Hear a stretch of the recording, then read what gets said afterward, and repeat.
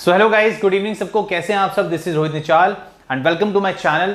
जैसा कि आज इस वीडियो में हम CA foundation chapter 2 equation and matrices के बेसिक्स सीखने वाले हैं।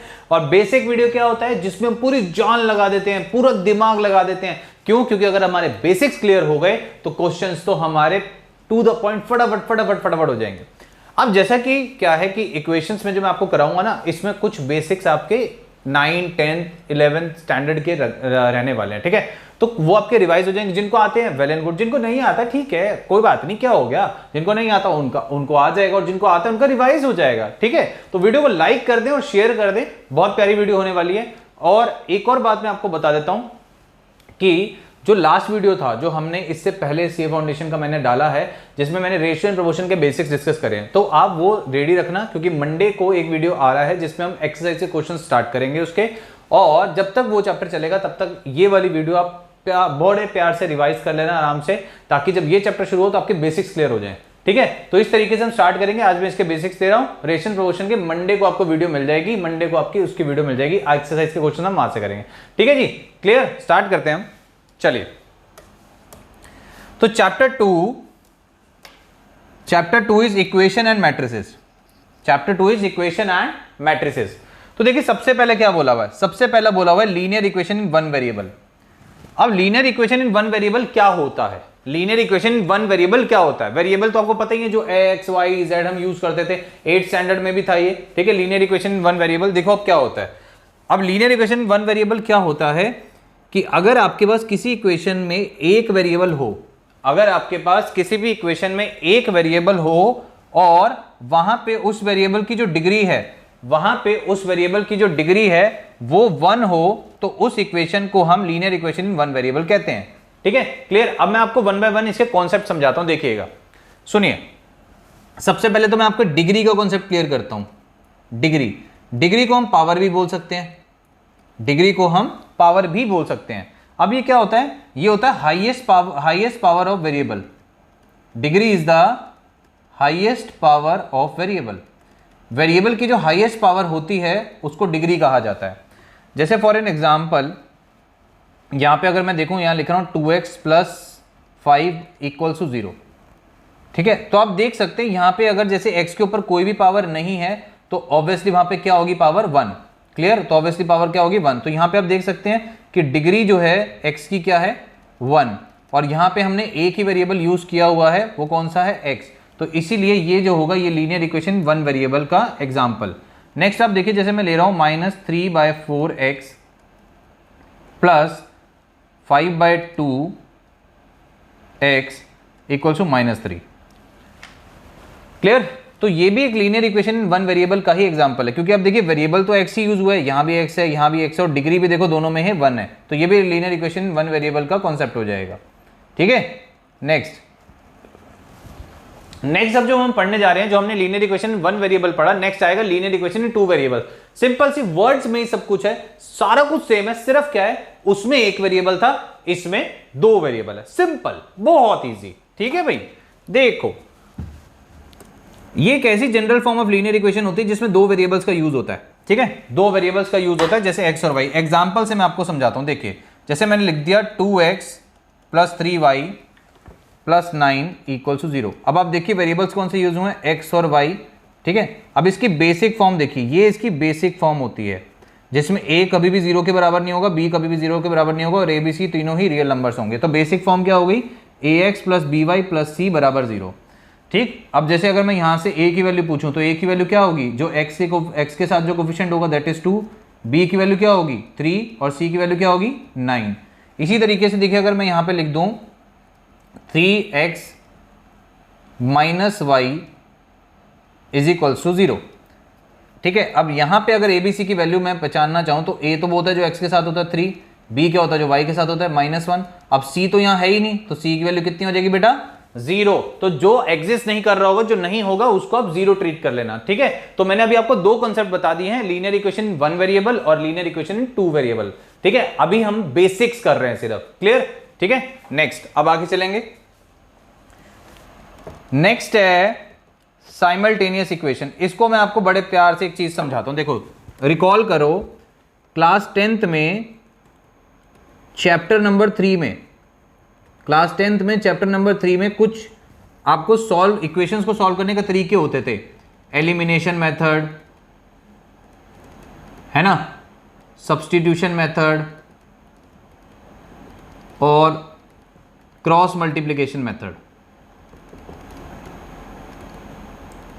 ठीक है, ये 3 मेथड आपने क्लास 10 चैप्टर नंबर 3 में पढ़े थे। ठीक है, अब उसमें क्या था, 2 इक्वेशंस दी होती थी और उन दोनों इक्वेशंस को हम सॉल्व करते थे। अच्छा, एक कॉमन चीज क्या होती थी कि दोनों इक्वेशंस में जो वेरिएबल होते थे वो सेम होते थे। अगर फर्स्ट इक्वेशन में XY लिया तो दूसरे में भी XY लेंगे, अगर पहले में YZ लिया तो दूसरे में भी YZ लेंगे, है ना, यही होता था।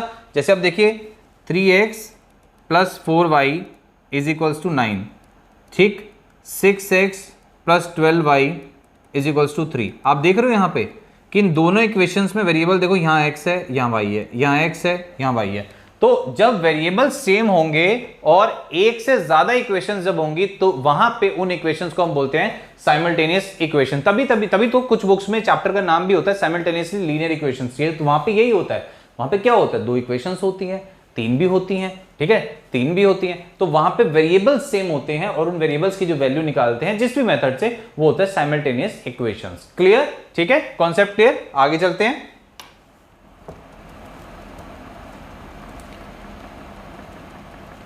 नेक्स्ट आ गया क्वाड्रेटिक इक्वेशन।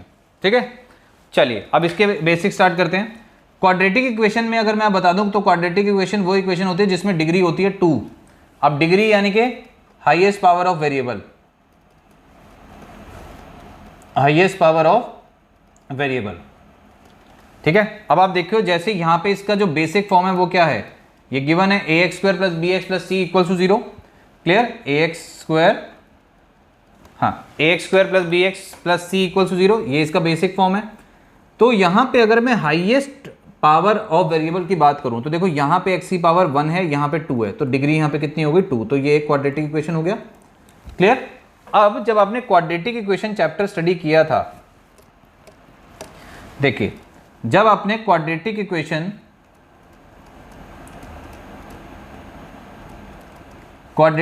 चैप्टर शुरू किया था तो वहां पे मैंने आपको रूट्स की बात बताई थी। अगर जिन बच्चों ने स्टडी नहीं करा हुआ क्वाड्रेटिक इक्वेशन तो कोई ऐसी बात नहीं है, सीधे सीधे मैं अभी दोबारा से आपको बताता हूं। देखो क्वाड्रेटिक इक्वेशन में मैं आपको एक सिंपल सी बात बताता हूं, क्वाड्रेटिक इक्वेशन भी छोड़ो, कोई बात नहीं। देखिए जितनी डिग्री होती है ना बेटा, जितनी डिग्री होती है रूट्स भी उतने ही होते हैं। अगर डिग्री 2 है तो रूट्स भी 2 होंगे, ठीक है, अगर डिग्री 3 है तो रूट्स भी 3 होंगे। अब आप क्वाड्रेटिक इक्वेशन में जाओ तो क्वाड्रेटिक इक्वेशन में डिग्री कितनी होती है, 2, तो उसके रूट्स भी कितने होंगे, 2। अब उसमें एक रूट को हम अल्फा से डिनोट करते थे और एक रूट को हम बीटा से डिनोट करते थे। ठीक है, अल्फा की वैल्यू होती थी -b + √b² - 4ac/2a, और बीटा जो था, बीटा की वैल्यू होती थी -b - √b² - 4ac/2a, जिसमें b² - 4ac जो होता था ना, इसको हम बोलते थे डिस्क्रिमिनेंट, इसको हम बोलते थे डिस्क्रिमिनेंट। ठीक है, डिस्क्रिमिनेंट। अब डिस्क्रिमिनेंट क्या डिसाइड करता है, डिस्क्रिमिनेंट ये डिसाइड करता है जो आपके रूट्स है ना अल्फा बीटा, जो आपके रूट्स हैं अल्फा बीटा, उसका नेचर कैसा होगा, रियल एंड इक्वल होगा, रियल एंड अनइक्वल होगा, इमेजिनरी होगा, क्या होगा, वो डिस्क्रिमिनेंट से पता लगता है। ठीक है, क्लियर। अब आगे देखो आप, तो मैंने आपको ये बताया अभी, ये मैंने अभी आपको क्लियर किया कि अल्फा की वैल्यू कैसे आती है, बीटा की वैल्यू कैसे आती है, ये मैंने अभी आपको सारा क्लियर किया है। फिर मैंने आपको डिस्क्रिमिनेंट के बारे में भी बताया, ठीक है, डिस्क्रिमिनेंट के बारे में बता दिया मैंने आपको। अब आप नेक्स्ट देखिए, अगर डिस्क्रिमिनेंट की वैल्यू 0 आती है तो जो रूट्स होते हैं वो रियल एंड इक्वल होते हैं। ये आपको लर्न करना है पूरा चार्ट, ये ठीक है, ये पूरा चार्ट लर्न करना है। अभी इसमें आयोटा का भी कॉन्सेप्ट आएगा, वो मैं आपको बताऊंगा, ध्यान से सुनिएगा। तो अगर d की वैल्यू 0 आती है तो रूट्स रियल और इक्वल होते हैं, और वहीं पे अगर d की वैल्यू >0 आ जाए और एक परफेक्ट स्क्वायर आ जाए, फॉर एन एग्जाम्पल लाइक 36 जो आ गया वो परफेक्ट स्क्वायर है 6, √16 जो है परफेक्ट स्क्वायर है 4, तो ये अगर परफेक्ट स्क्वायर आ गए और 0 से बड़े हुए तो रूट्स कैसे होंगे, रियल, अनइक्वल एंड रैशनल। मैं दोबारा से रिवाइज कर देता हूं, रूट्स की बात किसकी हो रही है, अल्फा एंड बीटा की। ठीक है, नेक्स्ट, अगर d > 0 है, परफेक्ट स्क्वायर नहीं हुआ परफेक्ट स्क्वायर नहीं हुआ तो रियल जो रूट्स होंगे वो रियल होंगे, अनइक्वल होंगे और इरेशनल होंगे। वहीं पे अगर d की वैल्यू लेस देन 0 हो जाती है, लेस देन 0 यानी कि नेगेटिव में चली जाती है, तो जो रूट्स होंगे वो इमेजिनरी रूट्स होंगे। अभी इसका कॉन्सेप्ट मैं आपको बताने वाला हूं, ध्यान से सुनिएगा जब अभी इस पॉइंट के बाद बताऊंगा। नेक्स्ट है अगर p प्लस रूट क्यू अगर रूट है, p plus under root q अगर रूट है तो p minus under root q भी एक रूट होगा। ठीक है, p minus under root q भी एक रूट होगा। अब इसके बाद जो आ रहा है वो आपके पास कॉन्सेप्ट आ रहा है आयोटा का। ठीक है, आयोटा का कॉन्सेप्ट आने वाला है। तो आयोटा का कॉन्सेप्ट क्या है, ध्यान से देखिएगा, सुनिए। देखिए जो आयोटा होता है ना बेटा, ये होता क्या है, कहां से आता है, क्या है, सुनिए। आयोटा जो, जैसे हम एक एग्जांपल से मैं आपको समझाता हूं। एग्जांपल देखिए, आप यहां पे समझाता हूं, रुको, आप एग्जांपल देखो। आप अगर कोई भी वैल्यू अंडर रूट -19 आ रही है, ठीक है, हमेशा याद रखना अंडर रूट ऑफ -1 जो होता है वो आयोटा के बराबर होता है। ठीक है, आयोटा क्या होता है, iota means imaginary roots. Imaginary roots जो होते हैं उसको हम आयोटा से डिनोट करते हैं। देखिए कैसे, सुनिएगा। जैसे अब ये है, इसको मैं क्या लिख सकता हूं, under root of 19 multiply by under root of -1। तो इस वाले कॉन्सेप्ट की जगह आयोटा लिख सकता हूं मैं, तो मेरा अंडर रूट 19 आयोटा। तो आपको अब याद क्या रखना है, अगर कोई भी नंबर आपको नेगेटिव आ रहा है ना, कोई भी नंबर आपका अगर नेगेटिव आ रहा है, आप डायरेक्ट वो नंबर लिखिए और साथ में आयोटा लिख दिए, सिंपल सी बात है। अब आयोटा की चार वैल्यूज होती हैं जो आपको लर्न करनी है। देखिए आयोटा जो होता है, अंडर रूट -1 की वैल्यू आयोटा होती है। ठीक है, नेक्स्ट अगर आयोटा स्क्वायर की बात करें तो आयोटा स्क्वायर की वैल्यू -1 होती है। आयोटा क्यूब की बात करें तो वो माइनस आयोटा होती है, और आयोटा 4 की बात करें तो वो 1 होती है। ये चार वैल्यूज आपको बहुत अच्छे से लर्न होनी चाहिए, क्योंकि इमेजिनरी रूट्स के क्वेश्चन में बहुत ज़्यादा ही यूज होगा। ठीक है, चार वैल्यूज आपको बहुत अच्छे से लर्न होना चाहिए। मैंने आपको बता भी दिया कि अगर ऐसा कोई नेगेटिव आता है, आप डायरेक्ट वो नंबर अंडर रूट में लिख के आयोटा लगा दो। ठीक है, iota square -1, iota cube minus iota और आयोटा 4 1 होता है। ये आप अच्छे से इसको लर्न कर लीजिए, और इससे पहले जो मैंने आपको रूट्स वाला टेबल कराया वो भी अच्छे से लर्न कर लीजिए। ये जो प्रॉपर इस चैप्टर 2 के बेसिक्स हैं, ये 2 वीडियोस में आपके पास आएंगे। आज पार्ट 1 आ रहा है, कल आपके पास इसका पार्ट 2 आ जाएगा। ठीक है, दोनों मिला के बेसिक्स पूरे इसके मैं करा दूंगा।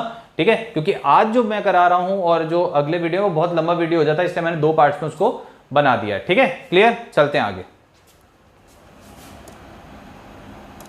देखिए अब तो ये वाला कॉन्सेप्ट क्लियर हो गया। अब नेक्स्ट कॉन्सेप्ट पे आते हैं। देखिए अब इस कॉन्सेप्ट को भी मैं आपको बताता हूं, क्योंकि देखिए बेसिक्स जो है वो डिटेल में पढ़े जाते हैं। बेसिक्स में डिटेल में पढ़ाऊंगा, जब क्वेश्चन कराऊंगा फटाफट ट्रिक से करा दूंगा। ठीक है, चलिए सुनिए।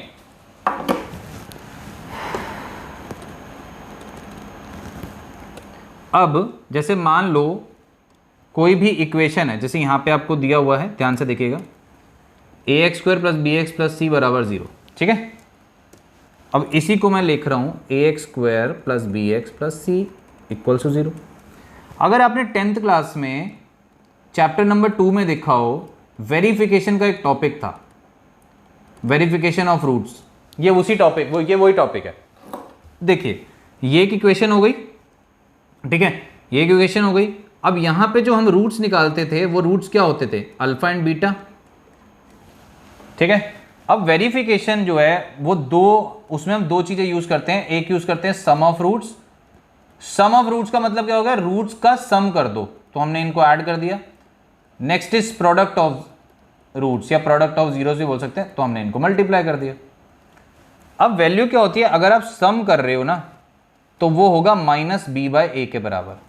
अब ये b और a क्या है, जो इक्वेशन आपको दी जाएगी उसमें x के साथ जो होगा वो b होगा, और जो x स्क्वायर के साथ जो होगा वो a होगा।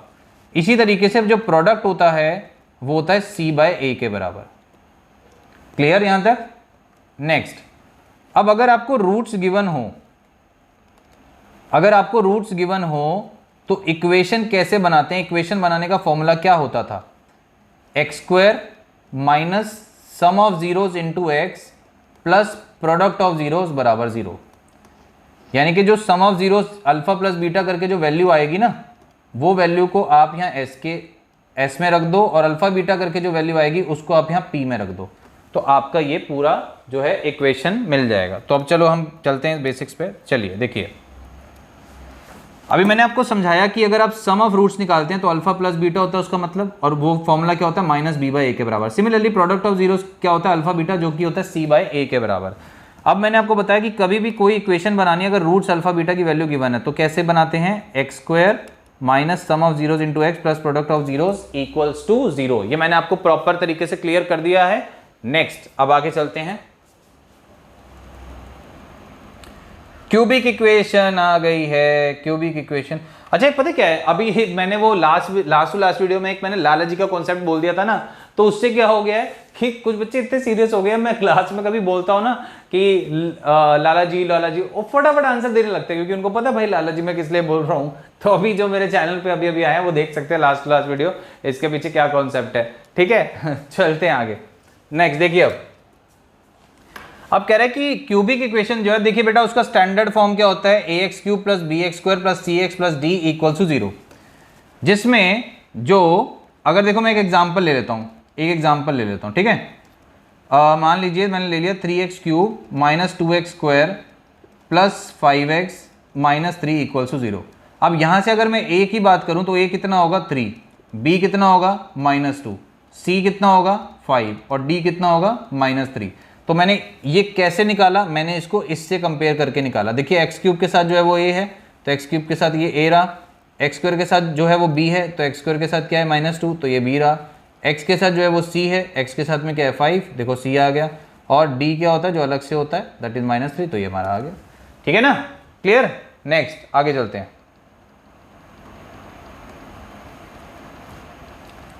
अब ये जो है आपने 10th क्लास में पढ़ा होगा, जैसे मान लो कि 2 पॉइंट्स हैं, एक पॉइंट ए रहा, एक पॉइंट ये रहा बी, 2 पॉइंट्स हैं। अब ये दोनों पॉइंट्स के बीच में अगर आपको डिस्टेंस निकालना है इनके, जैसे देखो अब जैसे ये P है, मान लो इसको चलो हम P बना देते हैं, ये मैंने Q बना दिया, ठीक है। ये रहा x1 y1 और ये रहा x2 y2। अगर 2 पॉइंट्स के बीच में अगर आपको डिस्टेंस निकालना है, जैसे देखो मेरे को PQ निकालना है, तो फॉर्मूला क्या होता था, 10th क्लास का ही है ये, under root of x1 minus x2 का whole square plus y1 minus y2 का होल स्क्वायर। तो that is the distance formula between 2 points. अगर आपको 2 पॉइंट दिए हैं, दोनों पॉइंट के बीच में डिस्टेंस फॉर्मूला निकालना है तो आप इस तरीके से निकाल सकते हैं। ठीक है, क्लियर। नेक्स्ट है अब आपका सेक्शन फॉर्मूला। इसको ध्यान से समझना, क्योंकि आपने 10th क्लास में जो किया था अब थोड़ा सा अलग भी हो जाएगा। देखिए मान लो एक ये लाइन सेगमेंट है, ये मैंने बनाया A, ये मैंने बनाया B, इसके कोऑर्डिनेट्स हैं x1, y1 और इसके कोऑर्डिनेट्स हैं x2, y2। एक कोई P पॉइंट है जो इसको m/n में डिवाइड कर रहा है, ठीक है। ये P पॉइंट इसको m/n में डिवाइड कर रहा है। तो अब इस पॉइंट के कोऑर्डिनेट्स कैसे निकाले जाएंगे, जिस तरीके से निकाले जाते हैं उस तरीके को क्या बोलते हैं, सेक्शन फॉर्मूला। तो अब देखिए इसके कोऑर्डिनेट्स को मैं डिनोट कर रहा हूं बेटा x, y से, ठीक है। सो अब क्या है, x की वैल्यू कैसे निकलेगी, देखो x की वैल्यू निकलेगी ये m इंटू x2, ठीक है। सो m into x2 plus n into x1 upon में ये रेशो प्लस हो जाएंगे। इसी तरीके से y में भी हो जाएगा m y2 n y1 upon में m प्लस n। अब ये जो डिवाइड किया ना P पॉइंट ने, ये डिवाइड किया इंटरनली। अगर यही कॉन्सेप्ट, ठीक है, अगर यही कॉन्सेप्ट एक्सटर्नली डिवाइड हुआ होता तो क्या करते हम, तो हम ये करते कि जो x की वैल्यू है वो कैसे आती, m1 x2 minus n x1 upon में m माइनस n, बस ये प्लस की जगह माइनस आ जाएगा। तो ये आपको ध्यान रखना है कि एक्सटर्नली में क्या करना है और इंटरनली में क्या करना है, ठीक है। एक्सटर्नली में क्या करना है और इंटरनली में क्या करना है। तो ये था आज इस बेसिक चैप्टर 2 पार्ट 2 में जो है बेसिक्स मैंने कराए हैं। अभी हम इक्वेशंस के बेसिक कर रहे हैं, फिर हम मैट्रिसेस के भी बेसिक्स मैं आपको कराऊंगा। तो आज ये वीडियो था, ठीक है। अब नेक्स्ट वीडियो कल आएगा जो इसका पार्ट 2 होगा, इसके आगे से हम करेंगे।